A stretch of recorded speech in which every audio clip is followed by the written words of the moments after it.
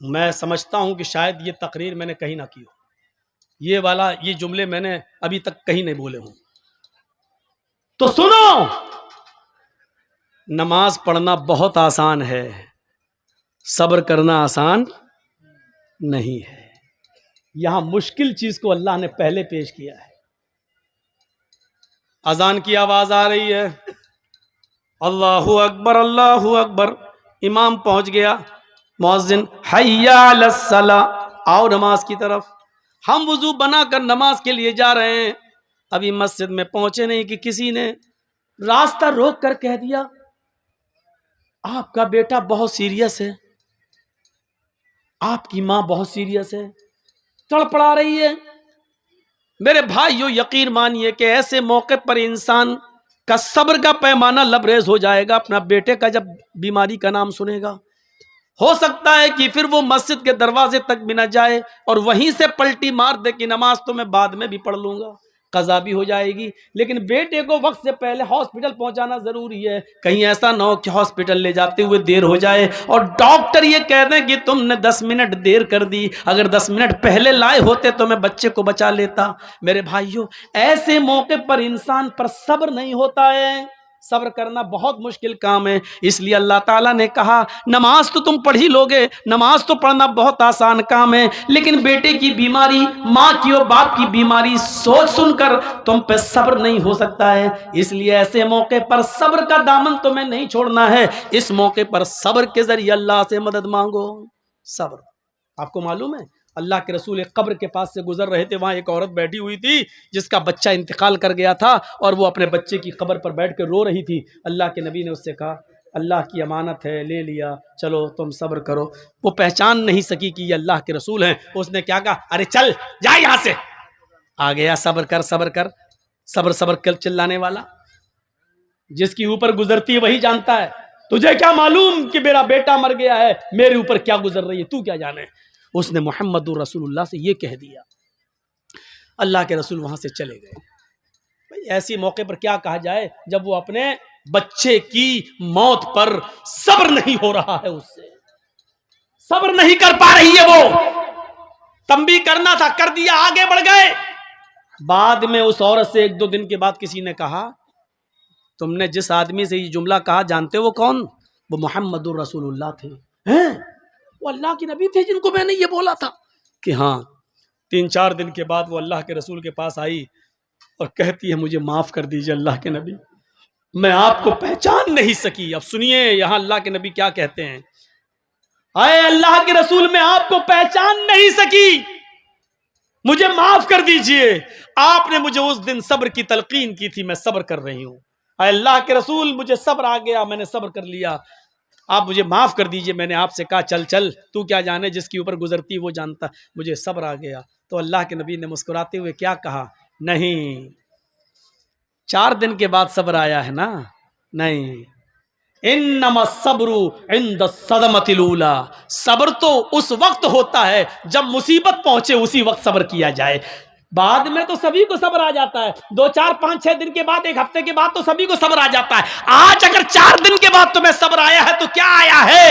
اصل صبر تو اس دن تھا جس دن تمہارا بیٹا مرا تھا اور تم اپنے بیٹے کے قبر کے پاس بیٹھ کر رو رہی تھی، اور اس وقت میں کہہ رہا تھا صبر کرو، اس وقت تم صبر کرتی تو تمہیں اجر ملتا، تمہیں انعام ملتا، تمہیں اللہ کی یہاں ثواب دیا جاتا۔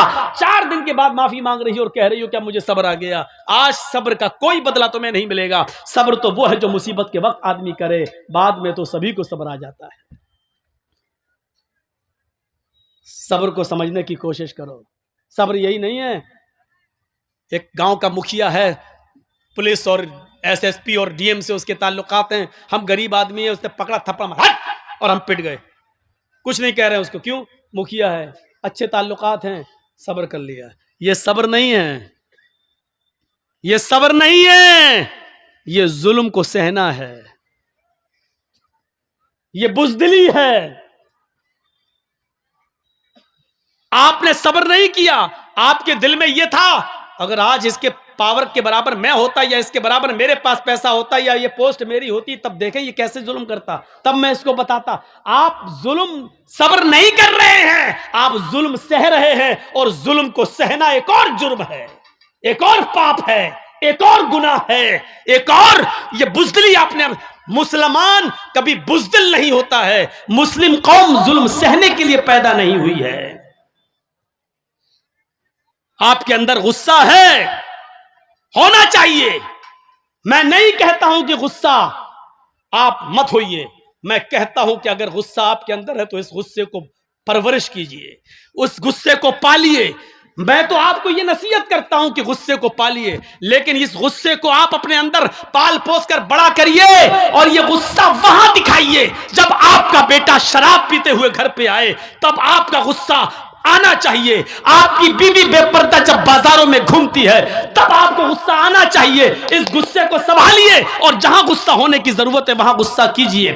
یہاں غصے کی ضرورت ہے، یہاں آپ کی بیٹی بے پردگی کے ساتھ گھوم رہی ہے، موبائل لیتی ہے، اپنے جیجا کی موٹر سائیکل پہ بیٹھ کے بہنوئی کے ساتھ سفر کر رہی ہے اور دیور کی موٹر سائیکل پر بھابھی بیٹھ کر جا رہی ہے. آپ کے اندر غصہ آنا چاہیے اور آپ اپنے چھوٹے بھائی سے کہیں تیری ہمت کیسے ہوئی کہ تو نے اپنی بھابھی کو یعنی میری بیوی کو پیچھے بٹھایا، موٹر سائیکل پہ بٹھایا. اور ایک سسر کو اپنے داماد پر غصہ آنا چاہیے کہ تو نے اپنی بیوی کو چھوڑ کر میری دوسری بیٹی جو تیری سالی ہے وہ تیری موٹر سائیکل پہ بیٹھ کے بازار یا اسکول کیوں گئی ہے. اس غصے کو سنبھالیے اور اس غصے کی ضرورت ہے یہاں پیش کرنے کی. آپ اس غصے کو پروان چڑھائیے.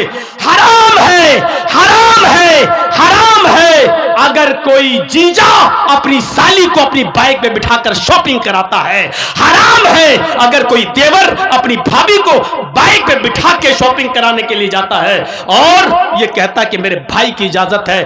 شریعت بھائی کی اجازت کے باوجود بھی بھابھی کو اپنے ساتھ لے جانے کی اجازت نہیں دیتی ہے. شریعت سسر کی اجازت کے باوجود بھی، بیوی کی اجازت کے باوجود بھی بیوی کی بہن کو اپنے ساتھ جانے کی اجازت نہیں دیتی ہے. شریعت شریعت ہے، نہ تیری بیوی کا قانون چلے گا نہ تیرے باپ کا قانون چلے گا. یہاں قانون چلے گا تو فاطمہ کے باپ کا قانون چلے گا. اگر مسلمان ہو تو فاطمہ کے باپ کے قانون کو مانو، اپنی بیوی کے باپ کا اور اپنی بیوی کا قانون نہیں. شریعت شریعت ہے، کسی کے باپ کی جاگیر نہیں ہے. مجھے جو کہنا تھا کہہ دیا. جس کو برا لگتا لگتا رہے. اگر برا لگتا ہے تمہیں تو اللہ کی قسم میں کامیاب ہو گیا. اگر میری بات تمہیں چبھی ہے تو اللہ کی قسم میں اپنے جلسے میں کامیاب ہو گیا. اور اگر میری بات کا برا نہیں لگا تو ہمیں سوچنا پڑے گا کہ ہمارا جلسہ کامیاب ہوا ہے یا نہیں ہوا ہے. کیونکہ جب برا ہی نہیں لگ رہا ہے تو اس کا مطلب یہ ہے کہ آپ وہی کرو گے جو کرتے آ رہے ہو، اور جب وہی کرنا ہے جو کرتے آ رہے ہو تو پھر یہ جلسہ بیکار ہے. آپ کا یہاں بیٹھنا بیکار ہے. رات کے 1 بجے 1:30 بجے 2 بجے تک یہاں بیٹھ کر اپنی آنکھیں پھوڑنا بیکار ہے، کیونکہ آپ کو کوئی ثواب نہیں ملے گا. میرے پیارے ساتھیوں، دین سننے آئے ہو نا، قرآن حدیث سننے آئے ہو. اس قرآن و حدیث کی ایک بات یہ بھی ہے اور گرہ باندھو، اِنَّا عَذَابًا یوم القیامتی، اِنَّ اشد عذابًا یوم القیامتی المصورون. یہ یاد کریے. اور جتنے لوگوں کے موبائل مولانا جرجیز کی طرف لگے ہوئے ہیں سنیں، ان اشد الناس عذابا یوم القیامت المصورون.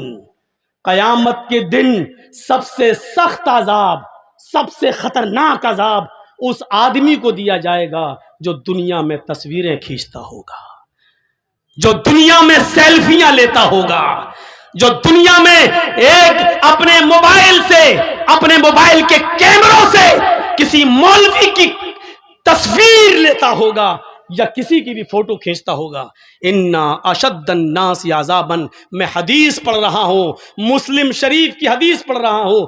قیامت کے دن سب سے زیادہ سخت، معمولی عذاب نہیں، ہلکا عذاب نہیں. ان اشد الناس عذابا، عذاب کے اعتبار سے سب سے زیادہ سخت عذاب اس کو دیا جائے گا المصورون، جو دنیا میں تصویریں کھینچتا ہوگا، تصویریں بناتا ہوگا.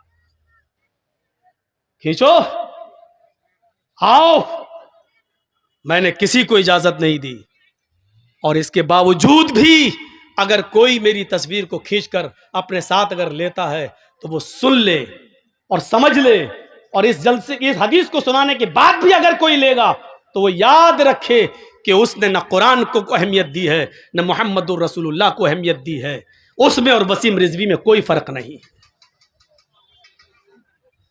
وہ بھی نبی کو نہیں مانتا، تم بھی نبی کی حدیث کو نہیں مان رہے ہو، کوئی فرق نہیں ہے۔ اب لیجئے جلسہ ختم کرنے کے بعد میری سیلفی دیکھیں کتنے لوگ لیتے ہیں۔ میں نے کہہ دیا کہ اس میں اور وسیم رضوی میں کوئی فرق نہیں۔ اب جو محمد کا شیدائی ہوگا وہ میرا فوٹو نہیں لے گا، جو وسیم رضوی کا بھائی ہوگا وہ پھر بھی کھینچے گا۔ اب دیکھتا ہوں کہ کون محمد کا شیدائی ہے اور کون وسیم رضوی کا بھائی ہے، اب دیکھنا ہے مجھے۔ کھینچو فوٹو۔ نہیں مثال دینا چاہتا تھا لیکن آج دی ہم نے۔ آئے ہو جلسہ سننے، مذاق بنا کے رکھ دیا ہے دین کے جلسوں کو، مذاق بنا کے رکھ دیا ہے۔ پرچونی کی دکان، کرانہ مرچنٹ کی دکان سمجھ لیا، جو سمجھ میں آیا وہ عمل کریں گے، جو نہیں سمجھ میں آیا چھوڑ دیں گے۔ یہ تمہارے باپ کی جاگیر چل رہی ہے۔ اسلام کے جو ہمیں پسند ہے وہ عمل کریں گے، جو پسند نہیں آیا وہ چھوڑ دیں گے۔ نہیں چلے گا۔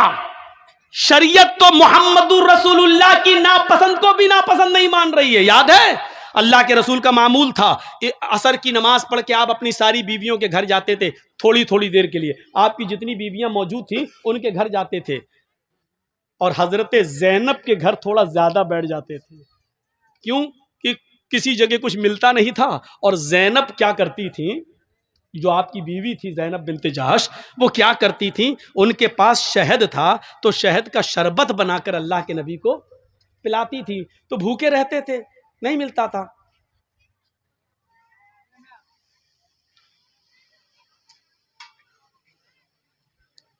کتے کی دم 100 سال بھی رکھو گے نل کے پائپ میں اور اس کے بعد نکالو گے اور یہ سوچو کہ سیدھی ہو جائے گی، سیدھی نہیں ہو سکتی، وہ ٹیڑھی ہی رہے گی۔